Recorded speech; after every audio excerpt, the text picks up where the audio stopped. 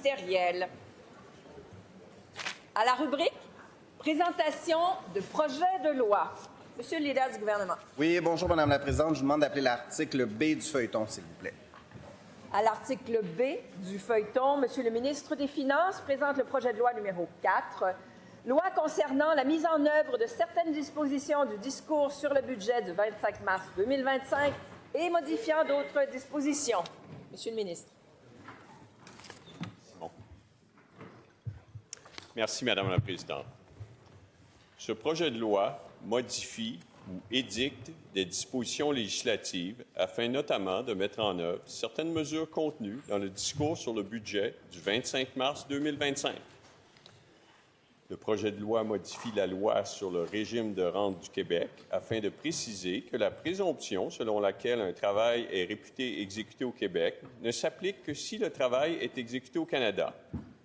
Il change le calcul des prestations du régime de base du régime de rente du Québec en prévoyant le retranchement des mois pour lesquels une personne reçoit une indemnité de remplacement du revenu réduite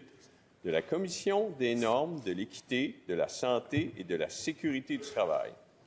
Le projet de loi modifie le Code de la sécurité routière et le règlement sur l'immatriculation des véhicules routiers afin principalement de hausser de 40 000 à 62 500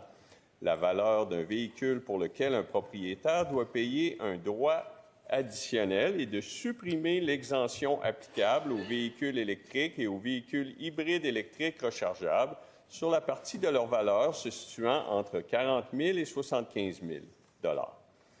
Il met en place un droit additionnel à l'égard des véhicules électriques et des véhicules hybrides électriques rechargeables payables pour obtenir l'immatriculation d'un véhicule et le droit de mettre en circulation ou pour conserver le droit de circuler avec un véhicule immatriculé. Le projet de loi modifie la loi sur l'Institut de la statistique du Québec afin notamment de préciser les règles applicables lorsque l'Institut de la statistique du Québec conclut avec un organisme public une entente impliquant la collecte de renseignements par l'Institut et d'élargir le processus de désignation des renseignements pouvant être détenus et utilisés par l'Institut et communiqués à des fins de recherche aux chercheurs liés à un organisme public. Le projet de loi modifie également le Code de procédure civile afin de modifier la formule de calcul utilisée pour déterminer la portion saisissable du revenu d'un débiteur alimentaire ainsi que le taux de saisie et pour prévoir que les aliments destinés à subvenir aux besoins d'un enfant majeur accordés en justice sont aussi exclus des revenus saisissables du débiteur. Le projet de loi modifie la loi facilitant le paiement des pensions alimentaires afin principalement, premièrement, de prévoir qu'un débiteur alimentaire qui est prestataire d'une aide financière en vertu d'une mesure ou d'un programme prévu par la loi sur l'aide aux personnes et aux familles est exempté de fournir et de maintenir une sûreté dans le cadre de la perception de la pension alimentaire. Deuxièmement, de permettre au ministre des Finances de déterminer lorsqu'un état d'urgence est déclaré par le gouvernement, le cas et les conditions selon lesquelles des frais de perception et de recouvrement des pensions alimentaires peuvent être imposés ainsi que les cas et les conditions selon lesquelles des avances peuvent être versées aux créanciers alimentaires.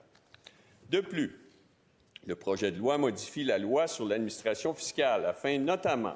premièrement, de modifier la définition de l'expression « grande société » pour prévoir que le capital versé des sociétés qui sont liées à une société est pris en considération pour déterminer si cette dernière est une grande société pour l'application de cette loi.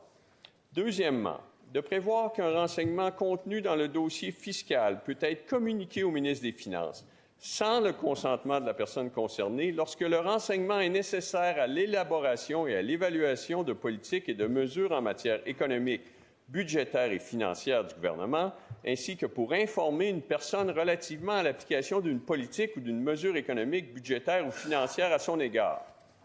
Le projet de loi propose également de modifier la loi sur les assureurs afin de permettre aux bénéficiaires d'une police d'assurance vie d'une personne décédée d'être informés que des sommes pourraient leur être dues en permettant aux assureurs offrant des contrats d'assurance individuelle sur la vie d'obtenir des renseignements personnels relatifs à une personne décédée de l'Agence du revenu du Québec, puis du directeur de l'État civil. Le projet de loi modifie la loi sur la fiscalité municipale afin d'abroger les dispositions permettant aux municipalités locales de prélever une taxe d'affaires, sauf en ce qui concerne les cotisations imposées aux membres d'une société de développement commercial sur une base autre que la valeur locative et les dispositions leur permettant d'avoir un rôle de la valeur locative. Le projet de loi prévoit aussi diverses mesures dont l'augmentation du financement du Fonds Avenir Mécénat Culture, la révision du tarif de consultation du registre foncier, la hausse des cibles de réduction de la dette nette présentée aux états financiers du gouvernement pour les années financières 2032-2033 et 2037-2038 et le pouvoir du gouvernement de modifier les taux de cotisation au régime d'assurance parentale. Enfin, le projet de loi prévoit des dispositions de concordance transitoires et finales, Madame la Présidente.